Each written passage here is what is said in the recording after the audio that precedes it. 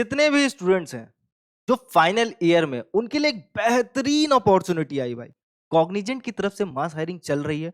जितने भी बच्चे हैं जो फाइनल ईयर में, चाहे किसी भी फील्ड से ग्रेजुएट कर रहे हो, चाहे बीसीए, बीकॉम, बीवोक, बीएससी, तुम्हारे एमकॉम, कुछ भी कर रहे हो भाई, सिर्फ ग्रेजुएशन रिक्वायर्ड है। और अभी वो ग्रेजुएट ना हुए हो, 2026 में ग्रेजुएट हो, फाइनल सेमेस्टर में या फाइनल ईयर में हो, तो भाई इस जॉब वैकेंसी को छोड़ना नहीं, अप्लाई करना। क्योंकि इससे क्या होगा ना, ग्रेजुएट करते ही जॉब मिल जाएगी।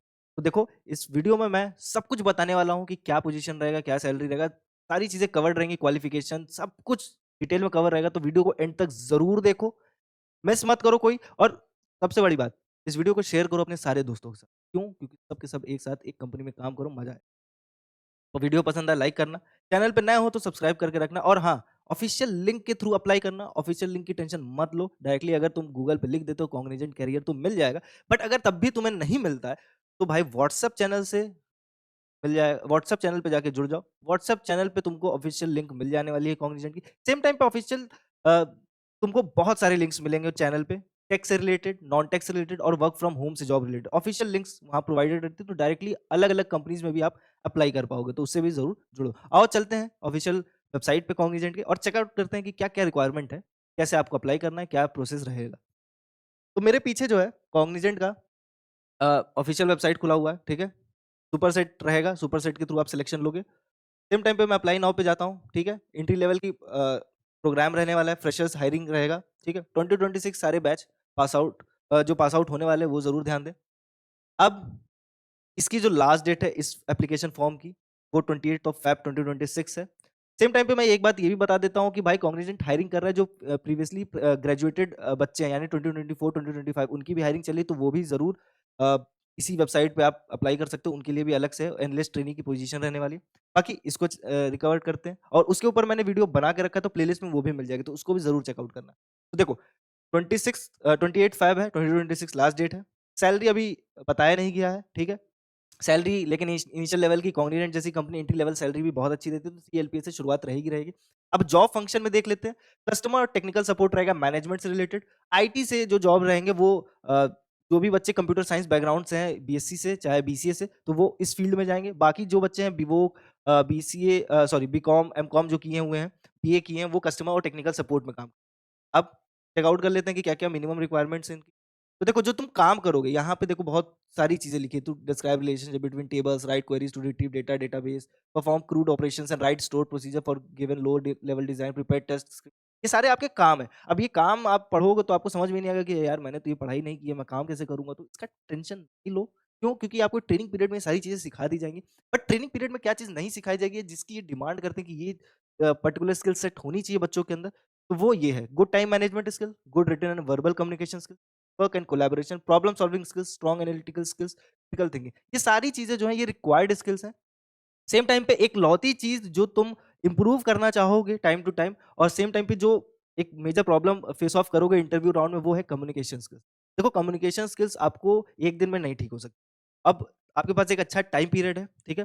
तो उसमें आपको इंप्रूव करनी है। प्लेलिस्ट बनी हुई है, इंटरव्यू कैसे दिया जाता है, इंटरव्यू में कैसे सवाल आते हैं, सारी चीजें ऑलरेडी हर्षित सर ने कवर्ड अप करके रखी है, तो प्लेलिस्ट जाके चेकआउट करो। उसमें तुमको तुम्हारे सवाल का जवाब मिल जाएगा। सेम टाइम में कम्युनिकेशन कैसे इंप्रूव की जाती है, वो सारी चीजें डिटेल में रखी हुई है। तो जाके चेकआउट जरूर करो, तुमको बहुत हेल्प मिल जाएगी। अब आओ चेकआउट कर लेते हैं। जैसे मैंने बताया कि इंफॉर्मेशन टेक्नोलॉजी में जो बच्चे काम करेंगे वो बीसीए या बीएससी से हों। Computer science, information technology, mathematics, physics, chemistry, statistics and electronics से अगर इन्होंने ग्रेजुएशन किया है, तो वो आईटी में काम करेंगे। उनकी जो रिक्वायरमेंट है मिनिमम, वो 60% की रिक्वायरमेंट बोल के रखा है। 59.9% पाए हो तो आप अप्लाई नहीं कर सकते। आपको 60% मिनिमम चाहिए ही चाहिए, ठीक। सेम टाइम पे 10th 12th का जो रिक्वायरमेंट है परसेंटेज, वो भी 60 बोल के रखा है। अगर आपने सीजीपीए में आपको मार्क्स मिले हैं, या फिर जो आपका रिजल्ट है सीजीपीए में, तो आप उसको परसेंटेज में कन्वर्ट करके फिर आप अप्लाई करोगे, ठीक है। लोकेशन की बात आती है तो location pan India opportunities available रहेंगी, यानी कि जितनी मेट्रोपॉलिटन सिटीज है वहां पे आपको ऑप्शन रहेगा जॉब करने का। नियरेस्ट चांसेस है कि आपके घर के पास से जो मेट्रो सिटीज पास होगी वहां पे आप काम करोगे। फॉर एग्जांपल, अगर कोई नॉर्थ से है, तो नॉर्थ इंडिया से है, तो भाई उसके ज्यादा चांसेस है दिल्ली, गुरुग्राम, नोएडा जैसे जगह पे काम करने के। और सेम वही साउथ से है तो पुणे, मुंबई, चेन्नई, इस तरीके के लोकेशंस पे उसको जॉब मिलेगी, ठीक है। तो ज्यादा चांसेस है, बट ऐसी श्योरिटी नहीं है, लोकेशन कहीं भी मिल सकता है, ठीक।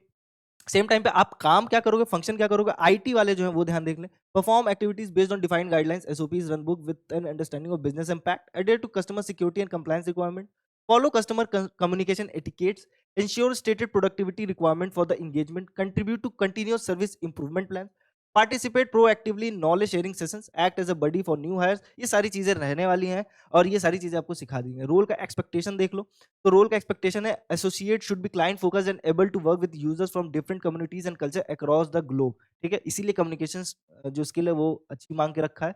Associate should be willing to work in 24/7 environment and be open to relocating to any part India based on project. अब 24/7 का मतलब ये नहीं कि आप 24/7 आप काम ही करते रहोगे। कहने का मतलब ये है कि आपके प्रोजेक्ट के हिसाब से, जिस प्रोजेक्ट में आपको डाला जाएगा, हो सकता है नाइट शिफ्ट में आपको काम करना पड़ जाए और हो सकता है डे शिफ्ट में काम करना है। तो आप उस चीज़ के लिए रेडी रहो कि आप नाइट शिफ्ट में काम मिले तो आप उसको एक्सेप्ट करो। दूसरी सबसे बड़ी चीज़ है कि अगर आप नाइट शिफ्ट में काम करते हो तो आपको एक्स्ट्रा अलाउंस पे होगा। सेम टाइम पे cabs will be provided for pickup and drop of. देखो, पूरी तरह ऑन साइट रहने वाले हो, आप ऑफिस जाके काम करोगे तो कैब्स भी अलाउड रहे, मतलब कैब्स आपको मिलेगी ताकि आपकी सेफ्टी और कंफर्ट रहे सारी चीजें।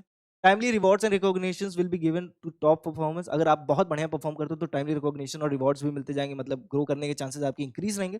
ठीक है।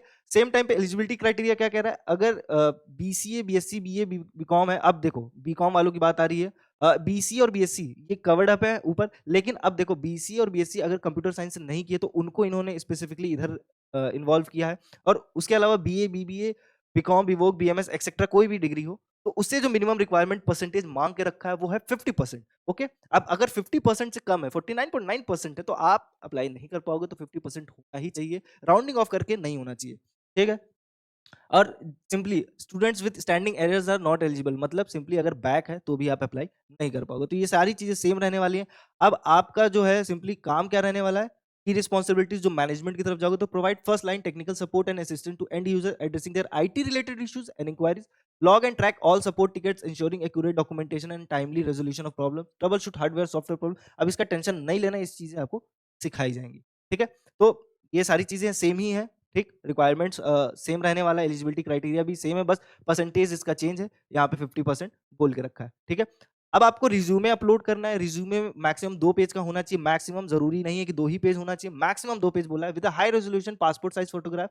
Please note that the photograph should be clicked in a light background and both the ears of the candidate must be visible. तो ये चीज का जरूर ध्यान रखना। All the academic documents including the college ID card if available, अगर है तो, and school college UG marksheet आपको अपलोड करना रहेगा।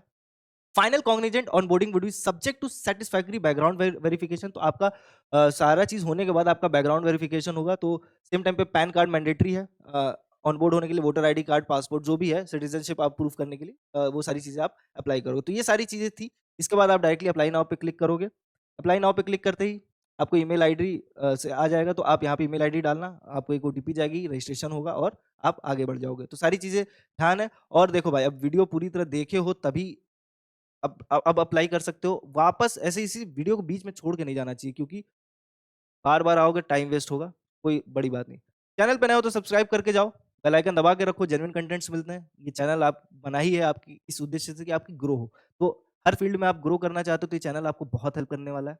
तो चैनल के साथ जुड़े रहो, लाइक करो, वीडियो को शेयर करो, कमेंट सेक्शन खुला है, कोई क्वेरी हो हमसे पूछ सकते हो। तो मिलते हैं नेक्स्ट अपडेट में, तब तक के लिए ख्याल रखो।